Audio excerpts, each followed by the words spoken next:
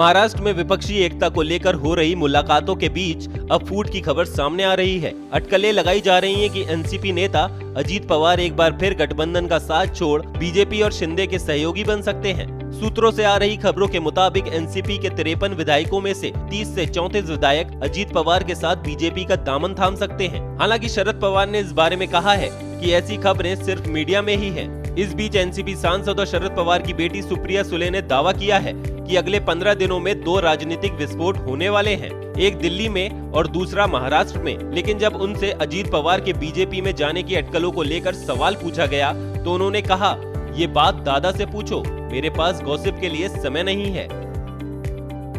जाना चाहेंगे आप अजीत दादा के साथ? अजीत पवार अगर बीजेपी के साथ जाते तो आपको चलेगा? हम अजीत दादा पवार के निष्ठावान कार्यकर्ते हैं, वो जहाँ जाएंगे हम वहाँ उनके साथ में रहेंगे। लेकिन सब तो कह रहे कि एकनाथ शिंदे आपको पसंद नहीं कर रहे, एनसीपी अजीत पवार को पसंद नहीं करते, वो बोलेंगे वो अड़ंगा लगा रहे। सब ने क्या बोला है, हमारी निष्ठा अजीत पवार के साथ में, अजीत दादा के साथ में हम जाएंगे। तो क्या आप लोग का सिग्नेचर ले लिया गया है जितने भी विधायक हैं आप लोग? वैसा कुछ भी नहीं लिया, मेरा तो सिग्नेचर नहीं लिया, शायद विधायक लोगों का भी सिग्नेचर नहीं लिया।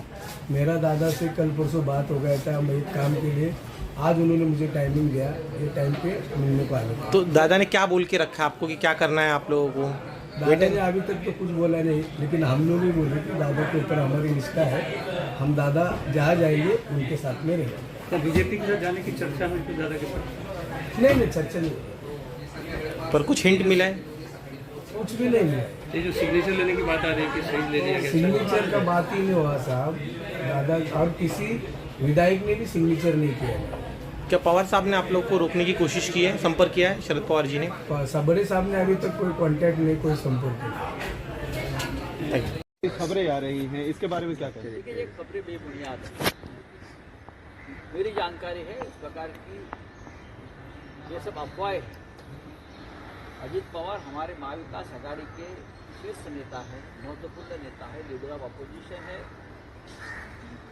आज सुबह हम सभी प्रमुख नेता एक दूसरे के साथ कम्युनिकेशन में रहे, शरद पवार साहब के साथ बातचीत करें, सुप्रिया ताई सुरेश से भी हमारा संपर्क हुआ है, उद्धव ठाकरे जी, हम सब एक दूसरे से साथ सभी बात कर रहे थे।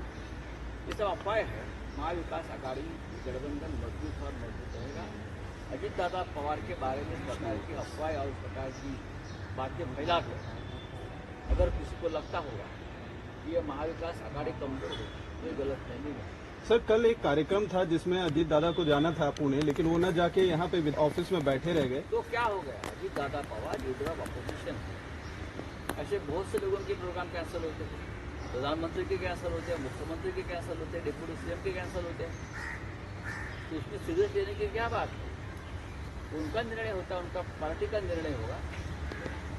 सुप्रिया सुले जो है, कल पुणे में उन्होंने एक स्टेटमेंट दिया है जिसमें उन्होंने कहा है कि आने वाले दिनों में 2 बड़ी खबरें आने वाली है, एक दिल्ली से और एक महाराष्ट्र से। मुख्यमंत्री महाराष्ट्र के बदल सकते हैं और सर्वोच्च न्यायालय का निर्णय भी in favour of Mahavikas Aghadi आ सकता है। ये दो ही बड़ी। तो सर, ये भी कयास लगाए जा रहे हैं कि क्योंकि जो है शिंदे गुट के खिलाफ फैसला आने वाला है, इसलिए फेस सेविंग के लिए अजीत दादा पवार को मुख्यमंत्री बनाने की प्लानिंग बीजेपी शुरू कर रही है। अजीत पवार को नाम इस तरह से आप इस्तेमाल मत कीजिए।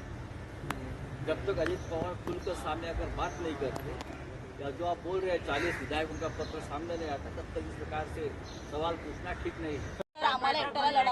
बातें हुई है आप लोगों की? देखो, आज के डेट में हमने जो 2-3 दिन से जो न्यूज़ चल रही थी उसके बारे में चर्चा की मैंने, उसके बारे में कोई ऐसा डिसीजन हुआ नहीं है, कहीं पर भी किसी चीज़ का डिस्कशन नहीं हुआ है जो तरीके से न्यूज़ में चल रहा है। एक हमारा कहना ऐसा है कि हर पार्टी का जो भी नेता इसके बारे में अपना अपना बयान दे रहा है, उसको कृपा करके यहाँ पर रोकना चाहिए।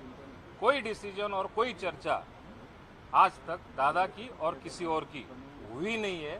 ये न्यूज़ अभी भी जो चल रही है उसको कृपा करके रोकने को। नहीं, आप अजीत पवार क्या लग रहा है, कौन फैला रहा है? आपका पार्टिंबा रहेगा, उसको फायदा हम अजीत दादा के साथ में इसके पहले थे, आज है, इसके आगे रहने वाले हैं, और अजीत दादा जो है वो राष्ट्रवादी के साथ में।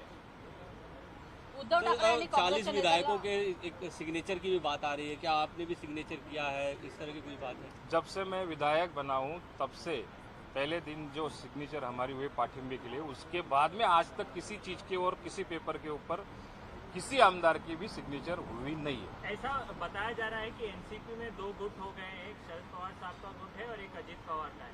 ऐसे स्थिति में आप किसका निर्णय मानेंगे, शरद पवार साहब का?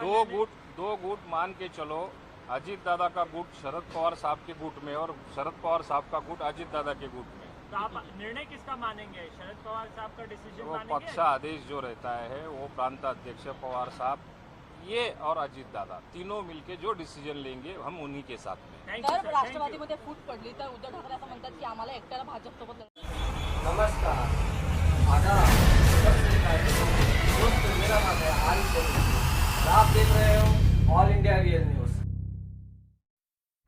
और आप देख रहे हो ब्रेकिंग न्यूज फटाफट।